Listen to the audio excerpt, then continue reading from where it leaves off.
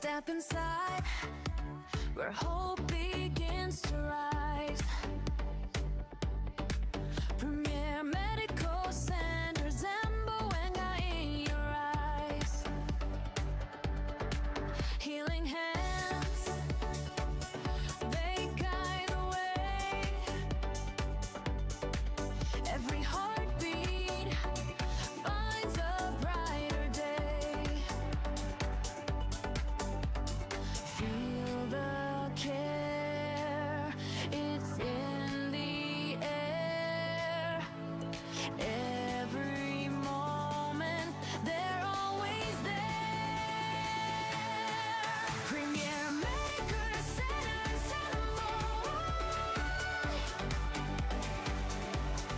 always shine, a place of love, a healing sign.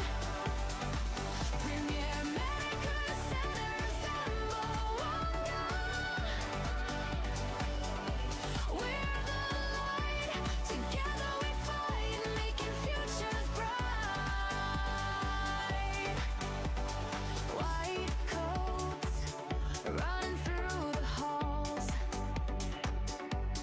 echoes of laughter breaking down the walls. Every life, every soul they mend. Premier Medical Center, where care won't end. Feel the care, it's in the air.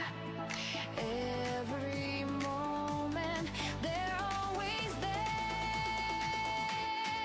Premier Medical Center, Zamboanga. Always shine, a place of love, a healing sign. Premier Medical Center, Zamboanga. We're the light, together we fight, making futures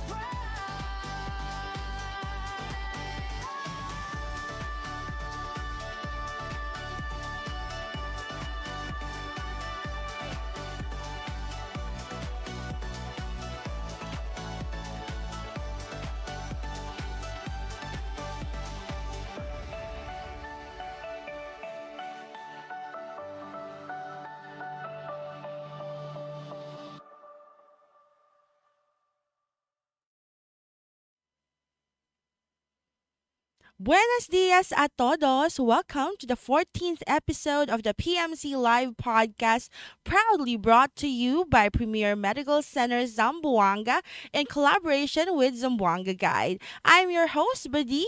Yan misyo ko na ustedes. And yes, we are streaming live right now on Facebook. Whether you're joining us from work, at home, or maybe on a quick break, thank you for spending your Saturday noon with us. Ayan. So, medyo estaba pa kita fresh from the airport, fresh from Cebu, and we headed over here to Premier Medical Center to be with you guys and discuss a very helpful topic na syempre as moms or as parents we would like to be aware of. Today, we're discussing into a topic that has a serious impact on many communities ever since before. Mosquito-borne diseases such as filariasis, malaria, and dengue. Whether you live in the city, the countryside, or anywhere in between, mosquito borne diseases affect us all. Every year, thousands of Filipinos get sick from infections that could have been prevented through awareness, early detection, and consistent protection against mosquito bites. In this episode, we will be debunking common myths about mosquito borne diseases. Don't forget to drop your questions in the comments, and we'll try to answer as many as we can during the show and help everyone become more informed, prepared, and protected against these diseases. Now, Our guest for today is a distinguished physician in the field of internal medicine infectious diseases. Actually, nagbabalik siya. So we've guested him in the past, but today we will be discussing a different topic from what we have discussed before. With years of clinical experience, he has dedicated his work in compassionately treating patients in understanding, preventing, and managing some of the most challenging illnesses affecting our communities. His commitment to public health, patient care, and medical education has made him a trusted voice when it comes to infectious diseases and also mosquito borne diseases. It's an honor to welcome once again to this podcast Dr. Sebar Sala. Yan. Hello, sir. Ang nagbabalik na Doc Hello, good Sebar morning. Sala. ¿Qué tal, sir? Okay naman. Ayan. Siya diba kung tigo mga yantag from your previous guesting here? Akal mga, daton mga TikTok? Yes. Meron po. Ayan. Doc, are you familiar, are you comfortable talking in Chavacano, Tagalog? Tagalog. Tagalog. Ayan. Mag-Tagalog tayo today. Ayan. So, si Doc is from Zamboanga City. Zamboanga But City. originally from Holo. From Holo. Ayan. So, can you greet our Muslim brothers and sisters? Assalamualaikum warahmatullahi wabarakatuh. Yari na isab kita na nagbalik ha programa sin Premier Medical Center and hopefully aon mataod kita makawa mga pangadjian ha adlaw yan. Sa inyong stint po ba as a doctor, marami bang mga pumupunta asking about this topic specifically? Yes, specifically especially for dengue, marami talaga yan. Pero for malaria and filariasis, medyo madalang lang sila. Kasi hindi naman masyado marami na ang cases ng malaria as of Ayun. nowadays. Actually, as a mom, parati talagang problema ng mga mothers is how to prevent having yung dengue talaga, Doc. Pag automatically, pag sa school, 'di ba? Parati talaga nag-a-apply talaga ng mga mosquito repellents. Right. And kapag nagkaroon ng fever, automatic, GG na ang mga nanay. Akala namin agad na baka dengue. 'Di ba? So, ano ba yung, can you help us understand, especially the parents out there, ano ba ang filariasis, malaria, and dengue, at ano yung pagkakaiba-iba nila? So ang filariasis, malaria at saka dengue, ang commonalities nila ay they are mosquito-borne illnesses, no? Mhm. Dulot ito ng kagat ng lamok. Pero in terms of causes and symptoms or symptomatology, magkaiba ito. Kasi Okay. ang filariasis ay isa parasitic infection Mhm. and yung microorganism niya ay yung tinatawag nila Botzeria bancrofti at saka Brugia malayi. Ito ay nakukuha din sa mosquito bite pero roundworm yan siya. So Mhm. parasitic infection. At usually ang pasyente ay wala masyado nararamdaman at the start. Usually asymptomatic ang filariasis. Now, malaria is also a parasitic infection, particular protozoa which is the Plasmodium. Mhm. And yung sa malaria naman, ang symptomatology niya ay usually fever, spikes of fevers and chills. Mhm. Now, dengue, ito yung pinaka-common. Pero it's a viral illness. It's not parasitic, but it's a viral illness caused by dengue virus brought about by Aedes aegypti na mosquitoes. Ayun. So, magkakaiba-iba sila in that sense. Kasi automatically, pag nag-fever yung bata, inisip lang natin agad. Kasi ang most common is dengue. Right. So, yun lang. Meron pa palang iba. 'Di ba? So, filariasis and malaria. So, why are these diseases common in tropical countries such as the Philippines? Well, sa tropical country kasi, 'di ba umuulan, dumadami ang tubig, so breeding sites 'yon para sa mga mosquito. Since they are mosquito-borne illnesses, so yun, pwede ang lamok kagat ng infected individual at matransmit sa ibang pasyente or sa ibang individual. So, gaano ba kaseryoso kapag hindi natin na-treat early itong mga ganitong sakit? Yeah, Doc? for example, for malaria and dengue, pag napabayaan siya, hindi siya na-treat na maayos, maari siyang makamatay, no? Mhm. So, pwede siyang life-threatening pag hindi siya maagapan ng maaga. But for filaria, not so much because as I've said, usually asymptomatic naman ang filaria sa umpisa. Mhm. So ano ba yung importance na matutunan or ma-understand ng public kung ano yung mga diseases na ito at how can they prevent it from happening? Well, since mosquito-borne illnesses sila, so the best way to prevent is yung i-prevent natin yung mosquitoes, no? Yung pamumugad ng mosquitoes, yung breeding sites, no? So, Mhm. iko-control natin yung mosquito, yung iko-control natin ang breeding sites nila. So yun ang I think yun ang the best na remedy sa ating mga nanay na Mhm. yung environmental sanitation, Mhm. yung mga ganyan para maiwasan natin dumami yung mosquitoes. And I think malaki rin yung role ng schools Right. because most times our kids are in schools as well. So we could also integrate or we could also involve the school in preventing these things to happen. I think yung mga agencies such as DOH are partnering with schools Yes. and even yung mga doctors minsan pumupunta sa mga school to Right. give mga information drive on these things.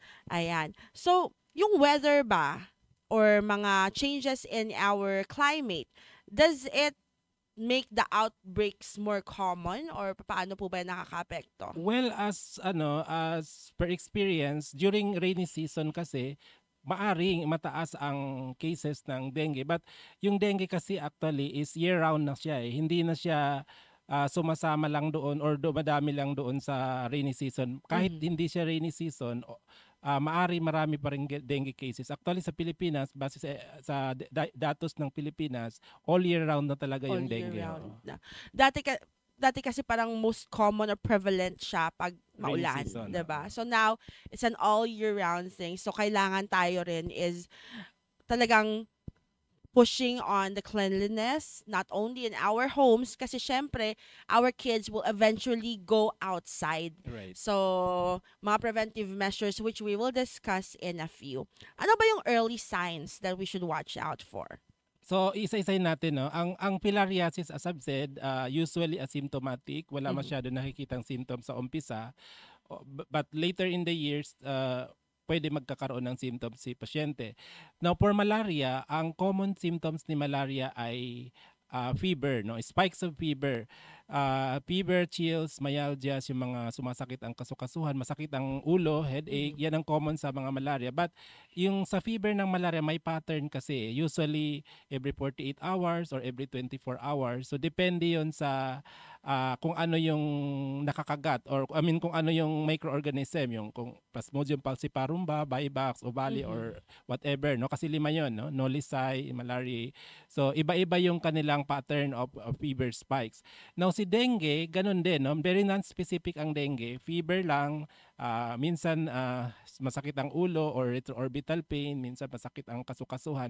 Yun ang mga symptoms. Non-specific siya na hindi mo masabi na at the start na dengue pala to siya. Yes, and ang tricky part sa parents is, especially if their kids are yung hindi pa talaga nakakapagsalita, Dok. Right. So, nahihirapan tayong identify talaga. Yes, So, yes. it's better if you could bring them to your trusted pediatrician or Agree. hospital such as Premier Medical Center. So, how can you tell the difference between a mild and a more serious na condition? Yung sa mild naman, yung mild, syempre mild symptoms siya, no? Mild yun. So, pero babantayan kasi dapat ng magulang, no? Yung mga warning signs. Kasi kung may warning signs si pasyente, maaring doon na nag-uumpisa yung severe form of illness. For example, persistent vomiting ang bata, or for example, masakit palagi ang tiyan, yung continuous ang abdominal pain, or nagdudugo yung ilong, yung bibig, no? Nosebleed. That's a sign, warning signs yun na that's already an indication baka going to severe infection na si pasyente, or may mga rashes na, yung mga ganyan. So, yun ang mga sintomas na babantayan, mga warning signs. So those warning signs, yun din po ba yung i-watch out namin para dalhin na namin sila sa ospital? Yes, actually kahit hindi pa yun naabot, basta pag ang fever mo ay mag-persist na ng more than 2 days, I would suggest dadalhin na kaagad sa hospital para ma-work up kaagad. Kasi hindi natin alam sa panahon ngayon na marami masyadong cases of dengue, baka dengue nga siya, no? Yes. Especially kung sa bata, sabi mo nga, hindi makakapagsalita, hindi makapagsasabi kung ano Mhm. yung nararamdaman. Fever alone lang makikita mo. So malamang mas maganda yung mabilis, no? Yung mabilis tayo mag-aksyon. Yes. Oo. Most especially for those living far from the city or far Yes. from hospitals. Yes, Kasi, agree. 'di ba, if you have kids, you know na it's really important na mabilisan yung aksyon. So, when in doubt, punta na agad. Yes. Ayan. So, ano po ba yung complications that could arise with filariasis, malaria, or dengue if it's not treated right away? Yeah, for filariasis, no, chronic illness kasi siya. So, ang involvement kasi ni filariasis ay sa lymphatic system, no, sa Mhm. lymphatic drainage. So, very important ang lymphatic sa drainage ng fluids ng katawan. Once nagbara yan siya, for example, yung worm ng filaria ay nagbara doon sa lymphatic system ng pasyente. So, mag-aano yun siya, mag-accumulate ang fluids, tinatawag na lymph edema. Mhm. Tapos lalaki at lalaki yon, magkakaroon ng mga infections at magtithickening yung skin. So eventually, yung sinatawag natin mag-elephantiasis na siya, no? Magkakaroon Lumalaki. lumalaki na yung paa, yung mga scrotum kung lalaki siya, at saka yung breast kung babae siya. Mm. So kasi doon yung namumugad yung mga adult worms ng Oo. filaria. So ganun yun ang complication sa filaria. Sa malaria naman, ang complication ng malaria ay, actually ang malaria nakakatakot siya kasi pwede talaga siya mamatay, no? Maari siya magkaroon ng problema sa kidney, maari siya magkaroon ng problema sa brain kasi ang falciparum ay umatake sa brain. So magkukoma si patient. Maari magkaroon ng problema sa lungs, tinatawag nila ARDS or acute respiratory distress syndrome, mahirapan huminga si pasyente as a complication of malaria. And renal failure sa kidney naman. So maraming problema ang malaria kung hindi siya naagapan na maaga. Maraming komplikasyon at eventually baka yun ang cause na Of pwede death, mamatay yes. si pasyente. I think yan din yung reason kung bakit minsan, no, yung pag nakita natin si patient, mild pa, tapos biglang lumalala. Right. So, yun yung mga instances pala. So, for filariasis specifically, paano po ba ito nagpo-progress into elephantiasis? Yeah, gaya ng sinabi ko kanina, no. So, yung worm ng adult worm ni filaria ay pumapasok doon sa lymphatic system, nagbabara Block siya siya. doon, nagbablock siya. So ganyan ang itsura. Tapos nagkakaroon ng lumalaki kasi may blockage na doon, may obstruction na doon. Lumalaki at lumalaki, magkakaroon na ng infection, bacterial infection, maninigas yung skin. So mag-iitsura na parang elephant na siya, lumalaki. So ganyan ang kuwan. Pero it takes years, no? Hindi yan kaagad-agad. Hindi yan Matagal agad. talaga yan siya. Pero pag napabayaan, Pag no, napabayaan, diba? no. So, how about sa malaria naman? What makes it life-threatening and how fast can it worsen? Yeah, gaya rin ng sinabi ko kanina, no, malaria can cause a lot of complications, multiple organ failure, and it can actually happen within 24 to 48 hours. Mabilis ang malaria, no? Oo. Pag hindi naagapan agad, within 24 to 48, maari yun magkaroon siya ng agad-agad ng multi-organ failure, which is potential na mag-cause ng death, no? Ito naman, kasi for sure, most of our parents, ito talaga yung inaabangan. For dengue, kailan mo masasabing it's the critical phase and bakit siya dangerous? Oo. Yung dengue, tatlo yung phases niya. Mayroon tayong febrile phase, critical phase, at saka recovery. So, i-discuss ko lang bawat isa. Yung febrile phase po, yun na yung may fever pa si pasyente, no? The first 2 days usually, may fevers, or first 3 days, let's say, from the time na wala yung fever, kasi after nan, mawawala yung fever. From the time mawawala yung fever, doon mag-uumpisa yung critical phase. Tinawag siyang critical phase dahil ito yung time na bumabagsak yung platelet ng pasyente. Yes. Nagde-dehydrate na si pasyente, nag-hemoconcentrate na ang kanyang hematocrit. Tapos ito yung time na lumalabas na yung mga warning signs. Maari na mag-bleed si pasyente, magkakaroon na siya ng shock or yung hypotension na tinatawag. So maari din siya mamatay during the critical phase. So kaya kailangan tight monitoring. Yes, ma-monitor talaga siya. Ayun. So that's ito why yung critical phase, ito yung walang fever na si pasyente. Usually wala ng fever, na wala na yung first phase ng febrile phase, dito na siya mag-uumpisa ng nakakatakot na. So yun yung difference when you're treating this at home versus it's being treated in the hospital. Right. Kasi kapag at home, ang iniisip natin pag nawala na Yes, yung lagnat, yes. doc, ay, okay na siya, Oo, recovering oo, na. oo. But, in fact, Yun hindi pala yun ang pala. pinakatakot. Yun pala yung pinaka-critical phase Yes. na nami-miss out ng ating mga nanay at Correct. tatay. Kasi Correct. nga, we're not trained to really watch out for the signs. Pero, kung nandito na po kayo sa hospital, yung mga nurses and doctors knows that this is the critical Yes. phase. And mas alam nila yung gagawin. Yes. So, mas Nababantayan, panatag. monitor yung vital signs, lahat-lahat. So, kaya mas maganda pag nasa hospital siya. Ayun. So, but are there instances na it can also be treated at home, or would you still highly suggest going to the hospital? Well, kung mild naman siya, no, kung for example, wala naman siyang warning signs, pwede naman talaga siyang, basta as long as, pwede naman siya sa bahay, as long as yung pasyente able to, to take yung fluids, no, yung nakakainom ng tubig. But as soon as the patient, yung manghihina na yung, Dehydrate yes, na. eventually magde-dehydrate na siya eventually. So, baka kailangan. So, pero kailangan talaga yung alamin ng nanay na kailangan bantayan talaga sing pasyente kung yung especially yung gana, yung wala Ganang na siya, kumain. yung ganang pagganang Ayun. kumain. So, pag wala nang ganang kumain talaga or hindi na umiinom ng tubig, kailangan talaga dalhin sa hospital. Kasi, Basta at least may warning signs. kasi the dextrose na yun dito, Mm-mm. doc. Ayan. So, how do complications differ for pregnant women, children, or those with other illnesses such as diabetes and hypertension? Magkaiba ba sila? Yung complication the same lang naman, no? Except lang itong mga taong ito, yung pregnant, yung mga bata, yung mga may comorbid illnesses, High risk. high risk sila, mas Yes. vulnerable sila. So kahit hindi mangyari doon sa regular patient, nangyayari sa kanila. Kaya sila yung mas kailangan bantayan. So, you've mentioned there are 3 phases. Diba? May recovery phase, doc. Right. Kapag ba lumagpas ka na dun sa recovery phase, may long-term effect pa rin ba yung paggaling ng pasyente? Ang dengue wala masyadong long-term effect sa pagkakaalam ko, ha. Pero ang dengue, pag once nagamot na siya, yung nag-recover na si pasyente, wala na masyadong Doon na problema. yun. Okay na Oo. yon. Naka-recover na talaga siya. Si malaria, ganun din actually, parang wala lang din. Although ang malaria, mayroon mga times na nag-hypersplenism, yung lumalaki ang spleen ng pasyente, eventually later on, pag may exposure sa malaria in the past. Si elephantiasis, yung pilaria pala, yun ang nagkukos ng elephantiasis. So later on, mag-elephantiasis sila. Or So, hydrocele. ito naman, kasi practical nung naririnig sa mga nanay, kapag nakagat ka na ng di ba, nagkaroon ka na ng dengue, pag nakagat ulit, mas nagiging worse daw. Maaring ganun, no?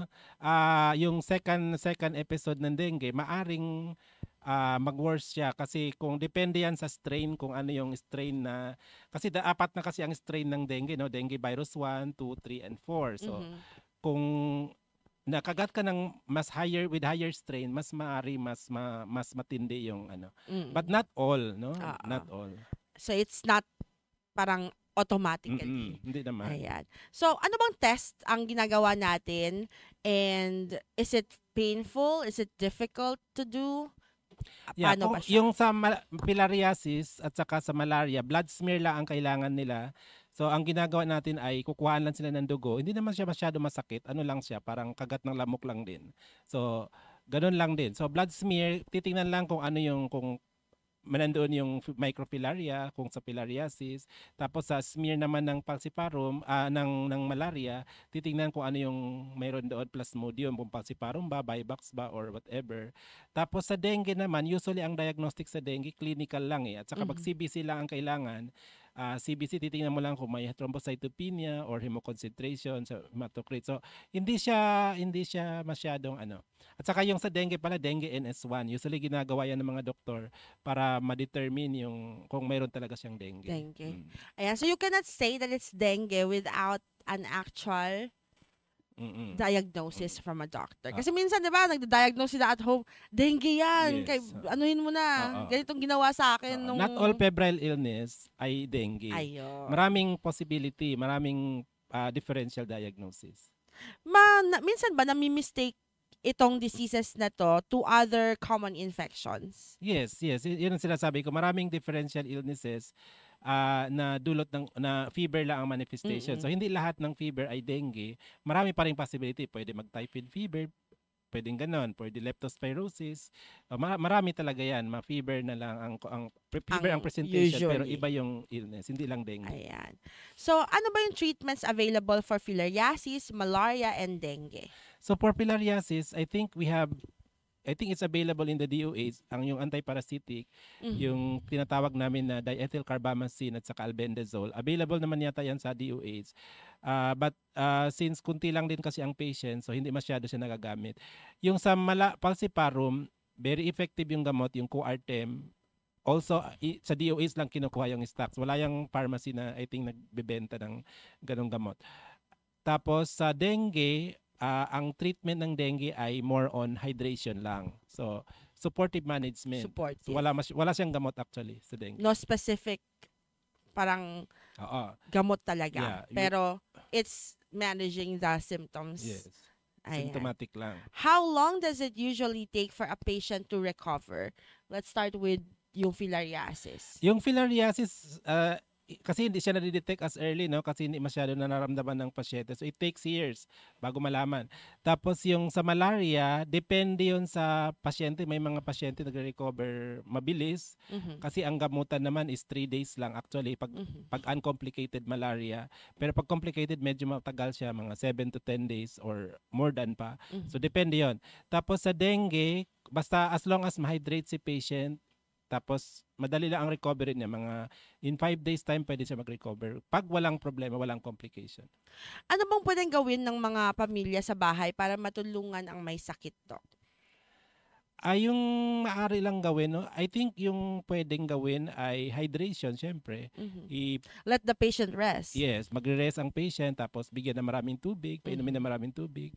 So, yung mga Especially ganon. sa bata, Doc, kasi minsan pahirap pa yung painumin ng tubig, Correct. diba? Oo. So, kailangan talaga you make sure that they hydrate themselves. Kasi, syempre, yung dehydration has several, complications. So, to prevent it, hydrate. Yes, hydrate. Ayan. How can we protect ourselves from mosquito bites every day? Ano ba yung usual na, example, pag pumunta sa inyo, Doc, tapos na-diagnose ng dengue, ano ba yung sinasabi mo after makarecover? So after para maiwasan talaga yung dengue, no, yung personal protection, that's very important. Yung paggamit, for example, ng mga long sleeves. Kasi ang dengue is a day biter ang mosquito nila. Araw sila nangangagat, hindi compared sa pilarya at saka sa gabi sila. Kaya yung pag sa gabi kasi pwede ka maglagay ng mga mosquito nets. So, Moskitero. Moskitero, doon ka lang sa moskitero, hindi ka na makakagat. So magandang, very effective 'yon. Tapos yung moskitero, mas maganda kung impregnated siya, yung may gamot siya na mamamatay talaga ang mosquito. So at the same time makaka-prevent ng multiplication. Pero yung sa dengue itself, yung pinaka remedy is yung aside from yung environmental, no, very important din kasi yung search and destroy, yung hanapin mo yung mga Pugad ng lamok, Oo. tapos i-destroy mo sila kasi kasali yan sa program ng DOH. Pero aside from that is yung personal protective measures, yung mga Personal hygiene. Yes, the personal hygiene, yung paggamit ng mga long sleeves, Lotion. yung lotion, Oo. yung mga mosquito repellent. Oo, kasi marami So, naman very ang important available yun. ngayon. Yes, so, invest on that. Kasi mas mapapamahal kayo kapag hindi. Yes. Ayun. So, ayan, ito yung mga, So, sa mga schools naman, we usually teach naman yung proper hand wash. Yes, so, And then, there are also mga programs in place. Pati yung fumigation, Doc, diba? Meron na sila ngayon, yung parang every yes. now and then. Pag during kung kinakailangan lang talaga. Yes, parang nire-request siya. Kung Lalo na kapag kinakailangan. maraming mga estudyante ang Yes. nagka-dengue on Pwede, that pwede. specific school. Ayan. And then, syempre, yung mga old ways, wag nating anuhin yan. Yung mga mosquitero, effective Yes, na very effective effective yan. Ayan. So, ano ba yung mga simple changes that people can do to reduce mosquitoes in their surroundings? Yun na, yung sabi ko na, search and destroy. Aha. No, yung actually nasa picture kanina, yung parang nililinis nila yung environment. Yung mga lola kasi, Doc, ito, sa mga probinsya, yung nag-uumera, alam mo yun, yung nagpapausok. Okay. Ano? Ano ba parang, yun? yung pausok, parang ang principle nun, parang fumigation din. Ang problem nun sa pausok, yung sa'yo Bawal okay, pero sa bawal kabila, mapupunta sa kabila. Kasi lalayas lang yung lamok. Kawawa naman yung kapitbahay mo. So mapupunta lang sa kapitbahay. Sa kapitbahay. So, yun Ayun. lang ang And I think problem. bawal na rin sa Oo, environment. oo. Tapos No? very toxic sa environment. Ayun. So, yung mga ano ninyo ha, mga lola ninyo dyan na parati pa rin nagpapausok, yung kapitbahay namin doon sa likod, pakinalang po. Ayan. So, before we head over to our myth or fact, kung gusto nyo pong magtanong, please do feel free to ask your questions. And hello to our 140 viewers online on both the PMC and Zamboanga Guide page. Ayan, dami ng si Doc, marami ng mga fan base. Ayan. So, i-read lang natin some of the questions that I have here. Ayan. Saan po nakukuha yung sakit na yan, Doc? So, as what Doc Sa mentioned. mosquitoes yan, no? Nakagat ng mosquito, kagat ng lamok. Kunyari, ang lamok ay kumagat doon sa infected individual, tapos mapupunta sa mosquito, yung infected mosquito na yon mapupunta doon sa, kakagatin na yung bagong pasyente, doon mapupunta yung sakit. And ano daw yung mga symptoms? So, nasabi na natin, yung fever, kadalasan ay fever, especially sa dengue fever. So, kung meron pa po kayong tanong, please feel free to ask your questions now para matanong po natin directly kay Doc. Ayan. So, actually, this initiative of Premier Medical Center, it really helps not only the communities but especially moms like me. Kasi 'di ba, marami tayong mga katanungan na minsan we cannot really, hindi natin kayang pumunta agad-agad sa doktor, Doktor. 'di ba?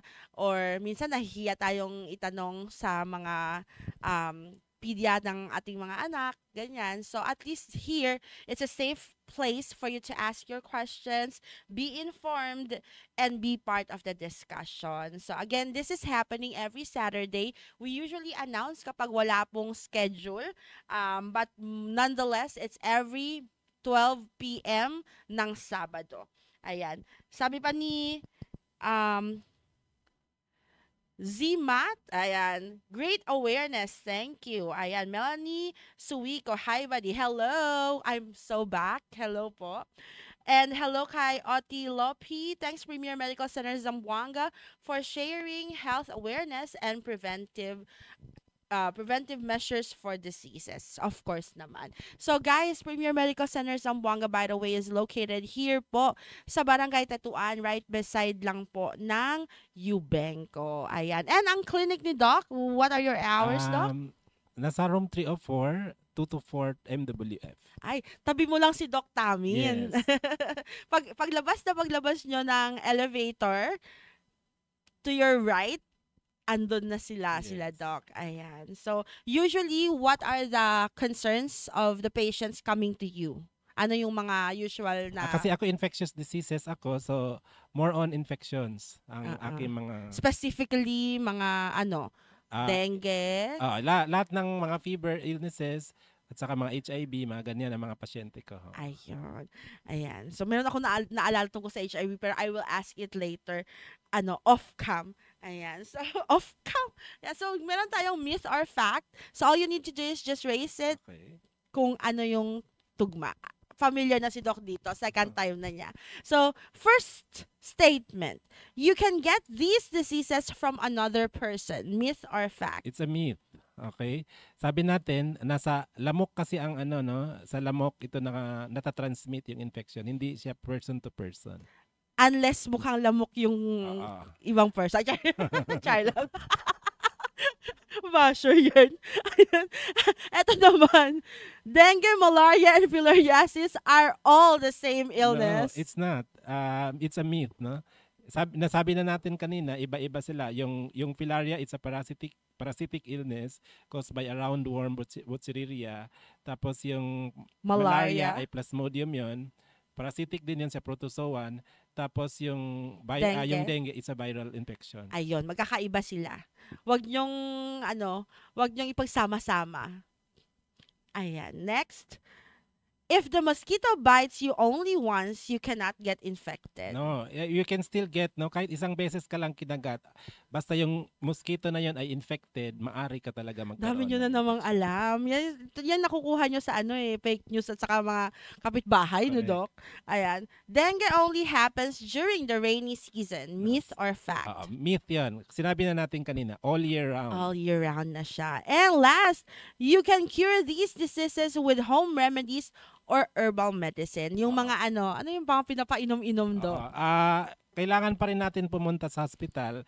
Actually, may gamutan kasi, iba-iba kasi ang gamutan. Hindi kakayanin yan ng home remedies. For example, for filaria, kailangan mo nang uminom ng antiparasitic medications. For malaria, mayroon anti-malarial drugs. Although for dengue, hydration, pero kailangan binabantayan din ang pasyente. Ayun. So, eto na, Doc.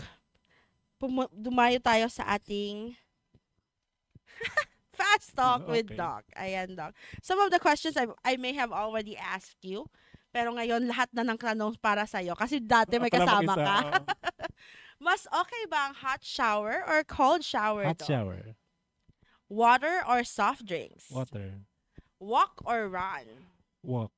Only samgyup or only rice? Only samgyup. Only samgyup. First thing you do in the morning? Toothbrush. Yeah. Instant noodles or instant coffee? Instant coffee. Kung hindi ka naging doktor, ano ka ngayon? Teacher. Teacher pala. Educator. Anong specific na subject kaya? Science siguro. Inclined pa rin, Doc. Gusto mo talaga maging doktor ever since, Doc? Yes. Pangarap ko talaga. Pangarap mo talaga. So, ano talaga? Wish granted. Yes. Ayan. And I'm sure marami ka na rin na-touch na lives through your practice. Before we end, ano ba yung general message mo to our viewing public, especially for teachers and parents that are watching right now? Yes. For everyone else, no, in the community, these diseases are preventable, no, and alam naman natin, no, these are mosquito-borne illnesses, and therefore ang pinakamainam na gawin ay prevention sa kagat ng lamok, vector control, yung search and destroy, hanapin natin yung mga pinamugaran ng lamok tapos tanggalin. At self-protection, yung protection sa mga sa atin mismo, no, yung sabi ko nga, yung gumamit ka ng long sleeve, gumamit ka ng mosquitero, gumamit ka ng mga screen sa sa bahay, mga ganyan. So protection 'yan. And kumonsulta sa doktor kung kinakailangan. Yun lang. Yes, yun naman talaga. And actually, no, yung as parents, we shouldn't be blaming the government, the medical professionals for not giving you the information, because information nowadays are really already available. So you have to follow Premier Medical Center Zamboanga's page kasi nandyan po lahat ng mga information drive, hindi fake news. And also, make sure to subscribe po sa aming YouTube channel, Premier Medical Center. Kung gusto nyo pong i-rewind ang aming mga past episodes, especially that we are already on our 14th one. So thank you so much to our guests. Thank you so much, Doc. Thank you so much. Ayan, for sharing your insights and expertise. If you missed any part of this episode, again, you can always watch it again here at Premier Medical Center Zamboanga. Don't forget to follow, and for more health content and medical service updates, this has been your host, Badi, reminding you that at PMC, we don't just treat, we care. Keep safe, stay hydrated, and hasta la vista. See you next time. Bye.